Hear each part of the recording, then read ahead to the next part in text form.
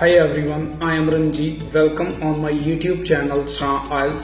So guys ਅੱਜ ਆਪਾਂ next intro question topic ਲੈ ਕੇ ਆਏ ਹਾਂ। ਇਸ ਤੋਂ ਪਹਿਲਾਂ ਜੋ ਵੀ ਇਸ ਟਾਈਮ ਨਿਊ ਐਡ ਹੋਏ ਟੌਪਿਕ ਨੇ ਉਹ ਸਾਰਿਆਂ ਦੀਆਂ ਵੀਡੀਓਜ਼ ਤੁਸੀਂ ਸਾਡੇ ਚੈਨਲ ਤੋਂ ਦੇਖ ਸਕਦੇ ਹੋ। ਉਹਨਾਂ ਦੇ ਜੋ ਲਿੰਕ ਨੇ ਉਹ ਡਿਸਕ੍ਰਿਪਸ਼ਨ ਦੇ ਵਿੱਚ ਸ਼ੋ ਕੀਤੇ ਹੋਏ ਨੇ। Let's start the discussion of this category feel happy.